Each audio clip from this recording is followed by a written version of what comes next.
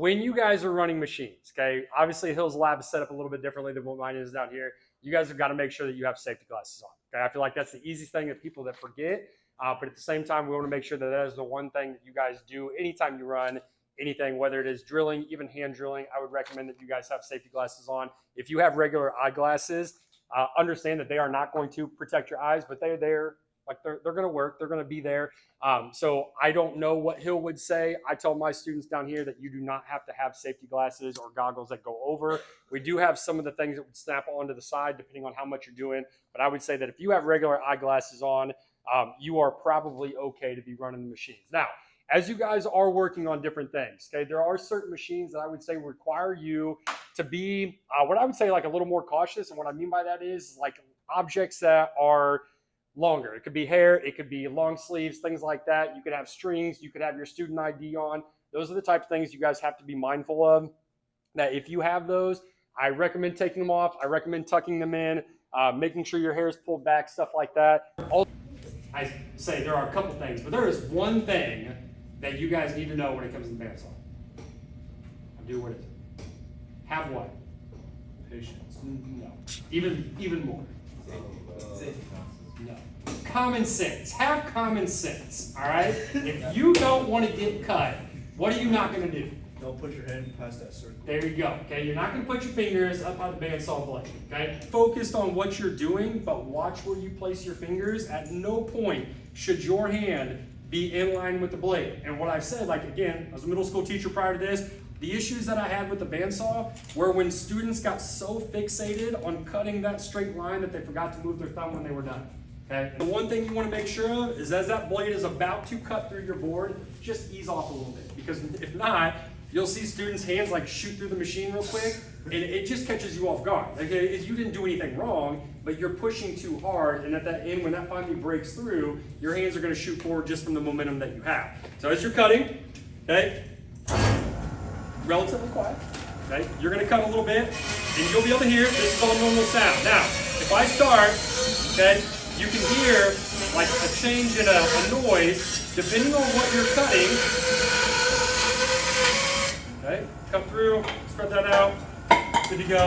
Depending on what you're cutting, okay, sometimes it's like density of the material. If you're cutting through a knot, you're going to hear noise changes within the machine. To an extent, that's fine, okay? You're not doing anything wrong. But if I'm bending the blade too much or twisting this, putting it in the bind, you're going to hear that louder, high-pitched squealing noise. That is when you have the chance of breaking the blade. Sometimes they'll handle it, sometimes they don't. Now, there are times where you're going to be cutting smaller pieces. I'll take a picture. Okay? When you're done, these tiny little pieces are going to sit up here next to the bandsaw blade. Guys, it is crazy the amount of people that just like, I'm just going to reach up there and I'm going to grab it while the machine is running. You see it all the time. And if you can't react fast enough to tell people not to, this is where common sense comes into play. All right? Use your project, use something else, push that out. Okay? I even tell students that if you're worried about damaging your project because you might miss and hit the blade, hit from the backside. There are no teeth on the backside of the blade. All right, so you can brush it on the floor. That's the type of stuff we'll clean up later, or you'll clean up when you're done, just in case you don't come back later. Counterclockwise.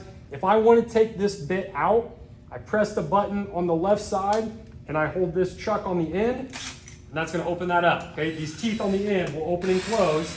Okay, as I do this. So now, got that? Okay. So now if I need to put something in there, I'm going to put that back in. Yeah, right. Hill's gonna be on me. So I'm gonna put this forward. I'm gonna hold on to my chuck. Yeah, I do. I'm always prepared. Okay, and I'm gonna hold this as this tightens down. Okay, please guys know that you cannot put your hand on the drill bit itself, especially one that's threaded like this, and hold that while it's spinning. It's gonna tear apart your fingers. Okay, but the ones that have the longer part that is not like threaded like that, you can hold, tighten down, and then when you have it in there and it's not gonna move, hold on to just the chuck and give it one quick shot, and it's tightened up in there, all right? Now, as we come up here and we drill different holes and we got different things like this, there's a couple of things that I'd say are good practice to have. If you are drilling holes that are bigger, it's always easiest to drill a bigger hole with a pilot hole. And what's nice about these, I got a couple different bits here, okay? We have our regular that you'll use 90% of the time. Okay, we have a Forstner bit, okay, that already has kind of a pilot hole that can start on the end, and we have spade bits where they get a little bit wider. They're just like a flat paddle. The one thing I will tell you guys about these, these get used often. I mean, you guys, majority use these. They drill your holes. These drill very clean holes. Okay, I don't know if Hill's got these down there or not. They drill very clean holes. These drill nice holes on the front, but typically tear out the back side unless you have another board underneath of it that you're drilling into. Okay. Now, come up here, guys. If you are not cutting, you're coming up here and you're drilling and drilling, and Mr. Falk, I cannot figure out why this thing is not drilling through this board. Okay, and you are pushing. What is my problem? You're pushing too hard. No, I'm not pushing too hard. reversing. What is my? This is going the wrong way, guys. You will see people drilling on a board for 5 minutes and never make it through because they have the drill going in reverse. That's what This we has call got to be intelligence. moving clockwise. All right. So you push the button on the right side. You come up here now with minimal effort.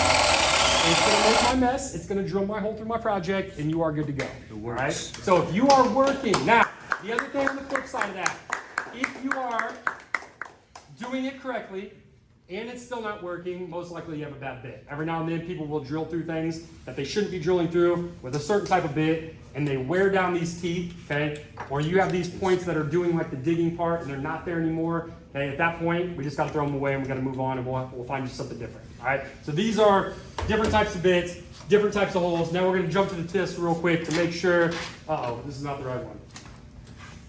I'm still filming this. Not right. Not great. Breathe. See, I'm falling apart now. Fall apart. Right. Sue him. Drill press. Here we go. He's recording. Okay. This one does not have a key for our chuck. Okay. What I mean by that is, and I'm going to show you this. Okay. If you use a drill press, once you tighten everything in there by hand, you should have a key that looks like this right here to tighten it down. Anybody want to tell me why this key is not on my machine anymore?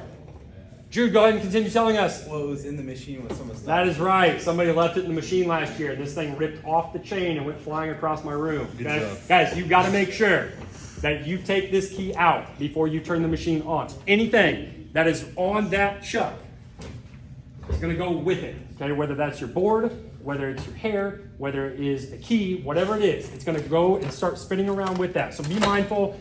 Make sure those things are always removed when you're done. You should not have any issues. Okay, when you're drilling larger holes with larger bits, it is good to have a pilot hole. Okay, meaning that you started a point. And sometimes you don't have bits that have points. So all of us will have, okay, these. I'm drawing a blank on my names now. I just use it to scratch all. Yes, scratch all. It's all. Scratch all. Okay. So you can use them though as like a punch, meaning you just set this up here, and if I had a mark, I'm going to take this, start a hole. Now I've got a point that I can put the end of my drill bit, and I drill my hole on through. All right. So call them a punch, call them a scratch off. That is the right term for it though. It's a scratch off. When you're drilling, okay, whether it's on a drill press, whether it's by hand, I would always recommend that you clamp your board down. All right. People are always like, I'm strong enough. I can hold this. It'll be fine. Until it's not fine and you don't hold it, and now your board is spinning with your project, okay, or with your drill. You have clamps. Use clamps. You have a drill press. You have a tabletop. You have clamps. Different styles of clamps. Okay. Hill's got them as well. You clamp them to that tabletop, and then you can freehand drill, and you don't have to worry about your project coming out of there at any time. All right. Moving on. Almost done. Okay. When you're drilling with a drill press, you guys want to make sure that the majority of your material is on the left-hand side, because there is a little handle, wheel type thing that you have to drill with. So that means you can't hold here, drill here, and be in a comfortable position. So let the majority of the material be over here. You've got it clamped to your tabletop. You are holding down just to keep an extra set of hands on here, and you drill your hole on through. Okay, you raise that back up, on off switch. This is how, a little louder. Okay, this is how you can turn speeds down for certain types of material. You want to make sure that anytime you adjust those, that you do those while the machine is running, not while the machine is off. All right, Jude, you got a question? Cool, I didn't run anything. You're killing me here. All right. For best quality holes, okay, in terms of precision, goes back to using that center punch to make your mark. That's always best. Guys, when we talk about speeds for drilling, if you're cutting something that is more dense, like steel, you want your speed on your drill or your drill press to be a little bit lower.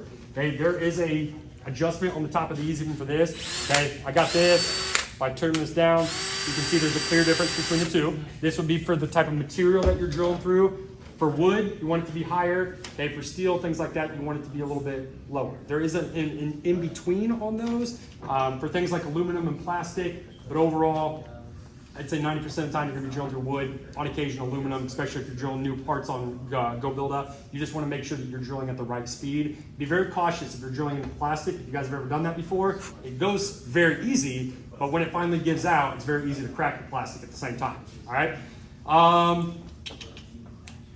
Safety glasses, again, always questions about safety glasses. Make sure you wear them. Make sure that you are not reaching around this when you are running on a drill press. That goes back to wearing the long sleeves, your hair, your ID. Just know, guys, the second that it touches that, it's gonna go. It's gonna go with it, all right? So you wanna make sure that you are in the best position to be able to run those. Do not drill through as hard and as fast as what you can. That is not best practice. Okay? That's when you get terrible holes. That's when you cause more work for yourself because now you've got sanding or you've got filing. So a nice, even downward pressure through your material, you shouldn't have any issues. If you happen to let go of a piece of material by accident, do not try to catch it with your hand. Okay? You'll want to, don't do it. Just turn the machine off. It'll come to a stop with it. And then if you have dull or broken drill bits, we were talking about that, let us know. We'll get rid of those.